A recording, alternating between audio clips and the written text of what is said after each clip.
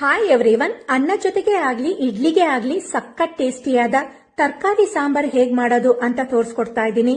Usual ಆಗಿ ತರಕಾರಿ ಸಾಂಬಾರ್ಗೆ ಕಾಯಿ ರುಬ್ಬಿ ಹಾಕಿ ಮಾಡ್ತೀವಿ.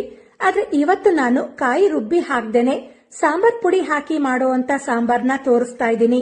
ಈ ಸಾಂಬಾರ್ ಅಂತೂ ಎಷ್ಟು ಬೇಗ ತಯಾರಾಗತ್ತೋ ಟೇಸ್ಟ್ ಕೂಡ ಅಷ್ಟೇ ಚೆನ್ನಾಗಿರತ್ತೆ. ಹೊಸದಾಗಿ ಅಡ್ಗೆ ಕಲಿತಾ ಇರೋರು ಹಾಗೂ ಬ್ಯಾಚುಲರ್ಸ್ಗಳು ಕೂಡ ತುಂಬಾನೇ ಈಸಿಯಾಗಿ ಮಾಡ್ಕೋಬಹುದು. ಅಷ್ಟು ಸಿಂಪಲ್ ಆಗಿದೆ ಈ ಸಾಂಬಾರ್ ರೆಸಿಪಿ. ಈ ಸಾಂಬಾರ್ ಮಾಡ್ಲಿಕ್ಕೆ ಮೊದಲಿಗೆ ಬೇಳೆ ಬೇಯಲಿಕ್ಕೆ ಇಟ್ಕೊಳ್ಳೋಣ. ಕುಕ್ಕರ್ಗೆ 1 ಕಪ್ ಅಷ್ಟು ತೊಗರಿ ಬೇಳೆ ಹಾಕಿ 2 ರಿಂದ 3 ಸಲ ತೊಳ್ಕೊಳ್ಬೇಕು. ಈ ಸಾಂಬಾರ್ಗೆ ಕಾಯಿ ರುಬ್ಬಿ ಹಾಕದೆ ಇರೋದ್ರಿಂದ ಬೇಳೆ ಕ್ವಾಂಟಿಟಿ ಸ್ವಲ್ಪ ಜಾಸ್ತಿ ತಗೊಳ್ಬೇಕಾಗತ್ತೆ. ಬೇಳೆ ತೊಳ್ಕೊಂಡ್ಮೇಲೆ ಇದಕ್ಕೆ ಬೇಳೆ ಬೇಯೋದಕ್ಕೆ ಬೇಕಾದಷ್ಟು ನೀರು ಹಾಗೆ 1 ಟೀ ಸ್ಪೂನ್ ಅಷ್ಟು ಜೀರಿಗೆ, 1/4 ಟೀ ಸ್ಪೂನ್ ಇಂಗು ಈಗಲೇ ಹಾಕಿದ್ರೆ ಸಾಂಬಾರ್ ಟೇಸ್ಟ್ ಇರುತ್ತೆ, ಒಳ್ಳೆ ಘಮನೂ ಇರುತ್ತೆ. ಹಾಗೆ 1/2 ಟೀ ಸ್ಪೂನ್ ಅರಿಶಿಣ ಹಾಕಿ ಮಿಕ್ಸ್ ಮಾಡಿ 3 ರಿಂದ 4 ವಿಷಲ್ ಕೂಗಿಸಿ ಬೇಳೆನ ಸಾಫ್ಟ್ ಆಗಿ ಬೇಯಿಸ್ಕೋಬೇಕು. ಬೇಳೆ ಬೇಯೋ ಅಷ್ಟರಲ್ಲಿ ಒಂದು ಕಡಾಯಿಯಲ್ಲಿ 2 ರಿಂದ 3 ಟೀ ಸ್ಪೂನ್ ಎಣ್ಣೆ ಹಾಕಿ, ಎಣ್ಣೆ ಕಾದ್ಮೇಲೆ ಇದಕ್ಕೆ 1 ಟೀ ಸ್ಪೂನ್ ಸಾಸಿವೆ, 1 ಟೀ ಸ್ಪೂನ್ ಜೀರಿಗೆ ಹಾಕಿ ಸಾಸಿವೆ ಸಿಡಿಲಿಕ್ಕೆ ಸ್ಟಾರ್ಟ್ ಆಯ್ತು ಅಂದ್ರೆ 2 ದೊಡ್ಡ ಈರುಳ್ಳಿನ ಈ ರೀತಿ ದಪ್ಪ ಕ್ಯೂಬ್ ಸೈಜ್ ನಲ್ಲಿ ಕಟ್ ಮಾಡಿ ಪ್ರತಿ ಲೇಯರ್ನ ಬಿಡಿಸಿ ಇಟ್ಕೊಂಡಿದೀನಿ, ಅದನ್ನ ಹಾಕೊಳ್ತಾ ಇದ್ದೀನಿ. ಹಾಗೆ ಇದ್ರ ಜೊತೆಗೇನೆ ಸ್ವಲ್ಪ ಕರಿಬೇವು ಮತ್ತೆ ತುಂಡು ಮಾಡ್ಕೊಂಡ 2 ಒಣಮೆಣಸು ಹಾಕಿ 1-2 ನಿಮಿಷ ಫ್ರೈ ಮಾಡ್ಕೊಳ್ಳಿ. ಈರುಳ್ಳಿನ ಈ ರೀತಿ ಫ್ರೈ ಮಾಡ್ಕೊಳ್ಳೋದ್ರಿಂದ ಸಾಂಬಾರ್ ಟೇಸ್ಟ್ ತುಂಬಾನೇ ಚೆನ್ನಾಗಿರತ್ತೆ.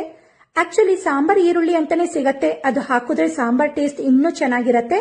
ಅದು ಸಿಗ್ಲಿಲ್ಲ ಅಂತ ಈರುಳ್ಳಿನ ಈ ರೀತಿ ಕಟ್ ಮಾಡಿ ಫ್ರೈ ಮಾಡ್ಕೊಳ್ತಾ ಇದ್ದೀನಿ. ಸಾಂಬಾರ್ ಈರುಳ್ಳಿ ಸಿಕ್ಕಿದ್ರೆ ಅದನ್ನೇ ಹಾಕೊಳ್ಬಹುದು. ಈರುಳ್ಳಿ ಇಷ್ಟು ಫ್ರೈ ಆದ್ಮೇಲೆ ದಪ್ಪ ಹೆಚ್ಕೊಂಡ 3 ಹಣ್ಣು ಟೊಮ್ಯಾಟೊ ಹಾಕಿ ಇದನ್ನು ಕೂಡ ಫ್ರೈ ಮಾಡ್ಕೊಳ್ಬೇಕು.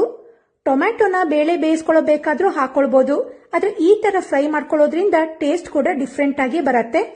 ಟೊಮ್ಯಾಟೊ ಫುಲ್ ಸಾಫ್ಟ್ ಆಗೋ ತನಕ ನಾವು ಫ್ರೈ ಮಾಡ್ಕೊಳ್ಬೇಕು. ಟೊಮ್ಯಾಟೊ ಸಾಫ್ಟ್ ಆಯ್ತು ಅಂದ್ರೆ ಇದಕ್ಕೆ ರುಚಿಗೆ ತಕ್ಕಷ್ಟು ಉಪ್ಪು, 1/4 ಟೀ ಸ್ಪೂನ್ ಅರಿಶಿಣ, 2 ಟೇಬಲ್ ಸ್ಪೂನ್ ಸಾಂಬಾರ್ ಪುಡಿ.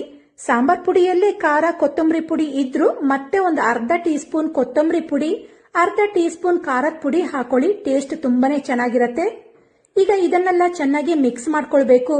ಇದನ್ನ ಮಿಕ್ಸ್ ಮಾಡ್ಕೊಂಡ ನಂತರ ಇದಕ್ಕೆ ನಿಮಗೆ ಬೇಕಾದ ತರಕಾರಿಗಳನ್ನ ಹಾಕೊಳ್ಬಹುದು.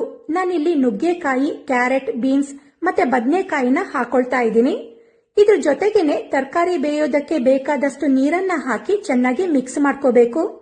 ಇದನ್ನ ಮಿಕ್ಸ್ ಮಾಡ್ಕೊಂಡ್ಮೇಲೆ ಈ ತರಕಾರಿ ಎಲ್ಲ ಅರ್ಧ ಬೇಯೋ ತನಕ 4 ರಿಂದ 5 ನಿಮಿಷ ಲಿಡ್ ಕ್ಲೋಸ್ ಮಾಡಿ ಬೇಯಲಿಕ್ಕೆ ಬಿಡೋಣ. 5 ನಿಮಿಷದ ನಂತರ ತರಕಾರಿ ಎಲ್ಲ ಅರ್ಧ ಬೆಂದಿರತ್ತೆ.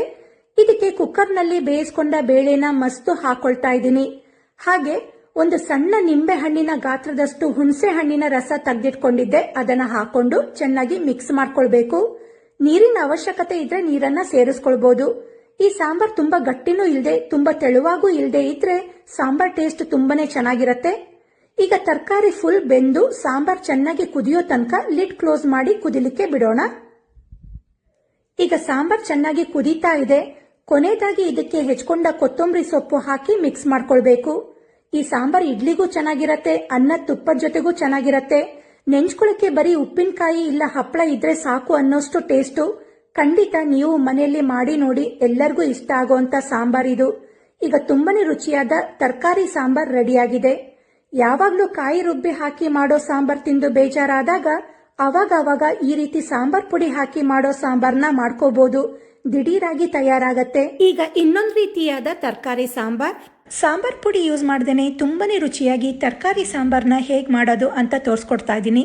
ಬಹಳ ಸಿಂಪಲ್ ಆಗಿ ಮಾಡ್ಕೊಳ್ಬಹುದು, ದಿಢೀರಾಗಿ ತಯಾರಾಗತ್ತೆ, ಆದ್ರೂ ತುಂಬಾನೇ ರುಚಿಯಾಗಿರತ್ತೆ. ಸಾಮಾನ್ಯವಾಗಿ ಎಲ್ಲರೂ ಸಾಂಬಾರ್ ಪುಡಿ ಹಾಕಿ ಸಾಂಬಾರ್ ಮಾಡ್ಕೊಳ್ತಾರೆ. ಆದ್ರೆ ಹೊಸದಾಗಿ ಅಡಿಗೆ ಕಲಿತಾ ಇರೋರು, ಬ್ಯಾಚುಲರ್ಸ್ಗಳು ಸಾಂಬಾರ್ ಪುಡಿನೆಲ್ಲ ಇಟ್ಕೊಂಡಿರಲ್ಲ ಅಂತವರಿಗೆ ಈ ವಿಡಿಯೋ ಖಂಡಿತ ಯೂಸ್ಫುಲ್ ಆಗತ್ತೆ. ನಮ್ಮನೇಲಿ ನಾವು ಎಲ್ಲ ತರಕಾರಿ ಬೇಳೆ ಸಾಂಬಾರ್ನ ಹೀಗೆ ಮಾಡೋದು, ಯಾಕಂದ್ರೆ ಅಷ್ಟು ರುಚಿಯಾಗಿರತ್ತೆ ಅಂತ. ಹಾಗಿದ್ರೆ ಬನ್ನಿ ತರಕಾರಿ ಬೇಳೆ ಸಾಂಬಾರ್ನ ಸಿಂಪಲ್ ಆಗಿ ಹೇಗೆ ಮಾಡೋದು ಅಂತ ನೋಡೋಣ. ಮೊದಲಿಗೆ ಬೇಳೆ ತರಕಾರಿಗಳನ್ನು ಬೇಯಿಸಿ ಇಟ್ಕೊಳ್ಳೋಣ. ಇಲ್ಲಿ ನಾನು 1/2 ಕಪ್ ಅಷ್ಟು ತೊಗರಿ ಬೇಳೆನ ಕುಕ್ಕರ್ಗೆ ಹಾಕಿ ಚೆನ್ನಾಗಿ ತೊಳ್ಕೊಂಡಿದ್ದೀನಿ. ಬೇಳೆ ತೊಳ್ಕೊಂಡ್ಮೇಲೆ ಇದಕ್ಕೆ ಯಾವ ತರಕಾರಿಗಳು ಬೇಕೋ ಆ ತರಕಾರಿನ ಹಾಕೊಳ್ಬೋದು. ನಾನು ಮೂಲಂಗಿ, ಬೀನ್ಸ್, ಇದ್ರ ಜೊತೆಗೆ ಆಲೂಗೆಡ್ಡೆ ಒಳ್ಳೆ ಕಾಂಬಿನೇಷನ್ ಆಗತ್ತೆ ಅಂತ ಹಾಕೊಳ್ತಾ ಇದ್ದೀನಿ. ಆಲೂಗೆಡ್ಡೆನ ಸ್ವಲ್ಪ ದೊಡ್ಡ ಸೈಜ್ನಲ್ಲಿ ಕಟ್ ಮಾಡ್ಕೊಳ್ಳಿ. ಹಾಗೆ 2 ಹಣ್ಣು ಟೊಮ್ಯಾಟೊ ಹೆಚ್ಕೊಂಡಿರೋದನ್ನು ಹಾಕಿ ತರಕಾರಿಗಳು ಮುಳುಗುವಷ್ಟು ನೀರನ್ನು ಹಾಕಿ 3 ವಿಜಲ್ ಕೂಗಿಸ್ಕೊಳ್ಬೇಕು. ಈ ತರಕಾರಿ ಬೇಳೆ ಬೇಯುವಷ್ಟರಲ್ಲಿ ಖಾರನ ರೆಡಿ ಮಾಡ್ಕೊಳ್ಳೋಣ. ಮೊದಲಿಗೆ ಹೇಳ್ದಂಗೆ ನಾನು ಸಾಂಬಾರ್ ಪುಡಿ ಯೂಸ್ ಮಾಡ್ತಾ ಇಲ್ಲ. ಅದ್ರ ಬದಲಿಗೆ 1 ಟೀ ಸ್ಪೂನಷ್ಟು ಜೀರಿಗೆನ ಹಾಕೊಳ್ತಾ ಇದ್ದೀನಿ. ಆದ್ದರಿಂದ ಜೀರಿಗೆನ ಹಾಕೊಳ್ಳೋದನ್ನು ಮರಿಬೇಡಿ. ಇದೇ ಈ ಸಾಂಬಾರ್ಗೆ ಒಳ್ಳೆ ರುಚಿ ಕೊಡೋದು. ಇದ್ರ ಜೊತೆಗೆ 1/4 ಹೋಳಿಕೆಯಷ್ಟು ತುರಿದಿರೋ ಕಾಯಿನ ಹಾಕಿ, ಹಾಗೆ ಮೀಡಿಯಂ ಸೈಜ್ದು 1 ಈರುಳ್ಳಿನ 3/4 ಭಾಗದಷ್ಟು ರುಬ್ಕೊಳ್ಳೋಕ್ಕೆ ಹಾಕ್ಕೊಳ್ತೀನಿ. ಇನ್ನು 1/4 ಭಾಗದಷ್ಟು ಒಗ್ಗರಣೆಗೆ ಹಾಕ್ತೀನಿ. ಖಾರಕ್ಕೆ 2.5 ಟೀ ಸ್ಪೂನಷ್ಟು ಖಾರದ ಪುಡಿ, 1.5 ಟೀ ಸ್ಪೂನಷ್ಟು ಕೊತ್ತಂಬರಿ ಪುಡಿ, ನಂತರ 1/4 ಟೀ ಸ್ಪೂನಷ್ಟು ಅರಿಶಿಣ, ಸಣ್ಣ ನಿಂಬೆಹಣ್ಣು ಗಾತ್ರದಷ್ಟು ಹುಣಸೆ ಹಣ್ಣನ್ನು ನೆನೆಸಿಟ್ಕೊಂಡಿದ್ದೀನಿ, ಅದನ್ನು ಹಾಕಿ ರುಬ್ಕೊಳ್ಳೋಕ್ಕೆ ಬೇಕಾದಷ್ಟು ನೀರನ್ನು ಹಾಕಿ ಗ್ರೈಂಡ್ ಮಾಡ್ಕೋಬೇಕು. ಇದನ್ನು ತುಂಬ ನೈಸಾಗೂ ಅಲ್ದೇ ತುಂಬ ತರಿತರಿಯಾಗೂ ಅಲ್ದೇ ಈ ರೀತಿಯಾಗಿ ರುಬ್ಕೊಳ್ಬೇಕು. ಬೇಳೆ ತರಕಾರಿಗಳನ್ನು ಬೇಯಲಿಕ್ಕೆ ಇಟ್ಟಿದ್ವಲ್ಲ, ಅದು ಕೂಡ ಚೆನ್ನಾಗಿ ಬೆಂದಿದೆ. ಟೊಮೆಟೊ ಕೂಡ ಫುಲ್ ಸಾಫ್ಟ್ ಆಗಿದೆ. ಈ ಬೇಳೆನೆಲ್ಲ ಮಸಿಯೋದೇನೂ ಬೇಡ. ಹಾಗೆ ಇದನ್ನು ಯಾವ ಪಾತ್ರೆಯಲ್ಲಿ ಸಾಂಬಾರು ಮಾಡ್ಕೊಳ್ತೀವೋ ಆ ಪಾತ್ರೆಗೆ ಹಾಕೊಳ್ಳೋಣ. ನಂತರ ಇದ್ರ ಜೊತೆಗೆ ರುಬ್ಕೊಂಡಂಥ ಖಾರ ಹಾಕಿ ಸಾಂಬಾರನ್ನ ಕನ್ಸಿಸ್ಟೆನ್ಸಿಗೆ ಬೇಕಾದಷ್ಟು ನೀರನ್ನು ಹಾಕ್ಕೊಂಡು ರುಚಿಗೆ ತಕ್ಕಷ್ಟು ಉಪ್ಪನ್ನು ಹಾಕಿ ನೀಟಾಗಿ ಮಿಕ್ಸ್ ಮಾಡಿಕೊಂಡು ಸಾಂಬಾರನ್ನು ಕುದಿಲಿಕ್ಕೆ ಬಿಡಬೇಕು. ಸಾಂಬಾರಿಗೆ ನೀರನ್ನು ನೋಡಿಬಿಟ್ಟು ಹಾಕೊಳ್ಳಿ. ಸಾಂಬಾರು ತುಂಬ ತೆಳು ಇದ್ರೂ ಅಷ್ಟು ರುಚಿ ಇರಲ್ಲ, ಹಾಗೆ ಗಟ್ಟಿ ಇದ್ರೂ ಚೆನ್ನಾಗಿರಲ್ಲ. ಈಗ ಸಾರು ಕುದಿಲಿಕ್ಕೆ ಸ್ಟಾರ್ಟ್ ಆಗಿದೆ. ಆಲ್ರೆಡಿ ತರಕಾರಿನೆಲ್ಲ ಪೂರ್ತಿ ಬೇಯಿಸ್ಕೊಂಡಿರೋದ್ರಿಂದ ಈ ಖಾರನ ಹಸಿ ವಾಸನೆ ಎಲ್ಲ ಹೋಗಿ ಈ ನೊರೆ ಎಲ್ಲ ಹೋಗಬೇಕು, ಅಲ್ಲಿ ತನಕ ಕುದಿಸ್ಕೊಳ್ಬೇಕು. ಈ ಸಾಂಬಾರು ಕುದಿಯೋ ಅಷ್ಟರಲ್ಲಿ ಇದಕ್ಕೆ ಒಗ್ಗರಣೆ ಮಾಡ್ಕೊಳ್ಳೋಣ.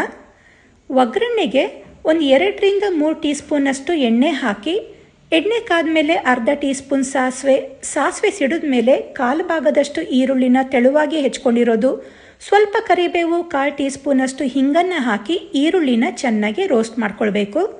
ಈರುಳ್ಳಿನ ಈ ರೀತಿಯೇ ಚೆನ್ನಾಗಿ ರೋಸ್ಟ್ ಮಾಡ್ಕೊಳ್ಳಿ. ಇದನ್ನು ಸಾಂಬಾರಿಗೆ ಹಾಕಿದಾಗ ಸಾಂಬಾರಿಗೆ ಒಳ್ಳೆ ಘಮ ಮತ್ತು ರುಚಿ ಕೊಡುತ್ತೆ. ಈಗ ಈ ಒಗ್ಗರಣೆ ಆಗಿದೆ. ಇದನ್ನು ಕುದೀತಿರುವಂಥ ಸಾಂಬಾರಿಗೆ ಹಾಕೊಳ್ಳೋಣ. ಈ ಒಗ್ಗರಣೆನ ಸಾಂಬಾರಿಗೆ ಹಾಕಿದ್ಮೇಲೆ ತುಂಬ ಕುದಿಸ್ಕೊಳ್ಳೋದು ಬೇಡ. 1-2 ನಿಮಿಷ ಕುದಿಸ್ಕೊಂಡ್ರೆ ಸಾಕು. ಈ ಸಾಂಬಾರು ಕುದೀತಿದ್ದಂಗೆ ಹಿಂಗಿನ ಘಮ, ಈರುಳ್ಳಿನ ರೋಸ್ಟ್ ಮಾಡಿ ಹಾಕ್ಕೊಂಡಿದ್ವಲ್ಲ ಅದ್ರದ್ದು ಘಮ ತುಂಬಾ ಚೆನ್ನಾಗಿ ಬರ್ತಿರತ್ತೆ. ಹಾಗೆ ಈ ಸಾಂಬಾರು ಅಷ್ಟು ರುಚಿಯಾಗಿರುತ್ತೆ. ಈಗ ಒಳ್ಳೆ ಘಮ, ತುಂಬಾ ರುಚಿಯಾದಂಥ ತರಕಾರಿ ಬೇಳೆ ಸಾಂಬಾರು ರೆಡಿಯಾಗಿದೆ.